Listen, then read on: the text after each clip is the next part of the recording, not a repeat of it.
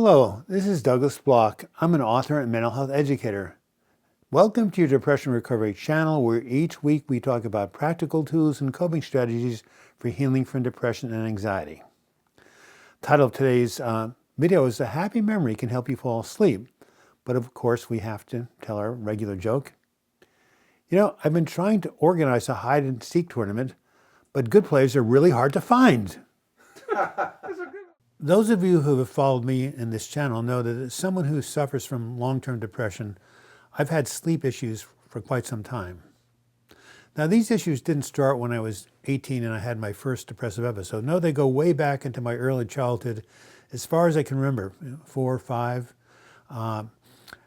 Anyway, one night I was lying in bed with my anxiety was worse at night because I was afraid of the dark, right? So you think days were bad, nights were worse. So I was lying in bed, couldn't get to sleep, and I cried out downstairs. My brother and I had the upstairs rooms. My parents were downstairs, and my father was watching TV or something. And I said, "Daddy, Daddy, Daddy, help me, I can't get to sleep." And he thought for a moment and called back, "Think of something nice, you'll feel better." So I thought about it. All right, what's something nice? And I love bicycling around the tree-lined streets of my little suburban home. That's nice. And the more I thought about this cycling, the less anxious I felt, the more relaxed I felt, until I finally drifted off to sleep. Now, almost 7 decades later, I've discovered that my father's words of advice were more than just reassuring words from a parent to a child. I recently came upon an article in the Wall Street Journal called "A Happy Memory Can Help You Fall Asleep If You Know How to Use It." And I learned in this article that sleep researchers are using a technique to help people fall asleep called savoring, kind of like savoring food, right? It comes from positive psychology. And what it means is that you imagine a positive experience you've had in the past in great detail. And just as we can take delight in the smell of food or the taste of food, we can take delight in some experience we've had before and bring it into the present, and that will change our brain chemistry and our mood. Many people who suffer from insomnia tend to ruminate as they try to drift off to sleep. That's where the mind goes around and around and around in circles and just ramps up your depression or anxiety. This is where savoring can help, because it gives you something to focus on, something that's emotionally compelling and pleasurable, and breaks the cycle of rumination.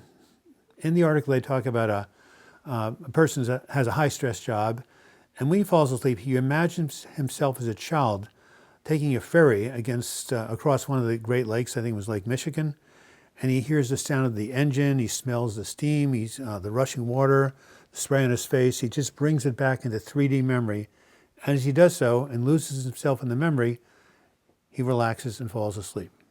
Kind of what I did as a child, imagining the bike ride. So again, this can really be useful, but the memory has to be really strong and emotionally meaningful to you. So why does savoring work? It's pretty straightforward, according to the article, that when you savor a happy moment, what happens is you're reliving that experience right now in the present as if it's happening again in the here and now. And according to brain science, the mind cannot tell the difference between an imagined experience and a real one. So when your mind is into that real experience, it's as if you are experiencing it right now. And this, of course, decreases the stress response, increases the relaxation response, which then, of course, makes you more, makes you yawn and, wanting to go to bed. Now, if you'd like to try this out for yourself, here are some steps you can take. To begin, pick your happy memory ahead of time. Now, this could be something big like getting married or, having a child or graduating from school, or it could be something small like spending a day with a friend or lying on the beach or hiking in the woods. Or it could be something that you're looking forward to, like an upcoming vacation. Then, when it comes time to sleep, recall that moment, savor that moment, and try to use all 5 senses: sight, sound, smell, touch, and taste. Make it as vivid as you can, again, as if it were happening in the present moment. Next, rehearse your happy memory on a regular basis during the daytime, because it may be difficult to just instantly recall at night. You know, I remember when I graduated from college, I didn't know what to do with myself, so I decided to drive a taxi in New York, where I grew up. And one day someone came up to me and said, "Hey, how do I get to Carnegie Hall?" I said, "Practice, practice." Well, it's like that with a savoring moment. You have to practice, you have to rehearse it, play it over in your mind. The more you do so, the more it strengthens in your brain and the more easily you recall it at night. And finally, keep persevering. Keep moving forward. Learning to savor, like any habit, can take some time. It may be difficult at first. I recently learned, I knew this for years, that they say it takes at least 21 days to build a new habit. Some people think it takes a lot longer, but be patient, keep up the work, and given the fact that our sleep is the most important thing we can do for our mental and physical health, taking the time to, as my father put it, think of something nice will be all worth the effort. This has been Douglas Bloch.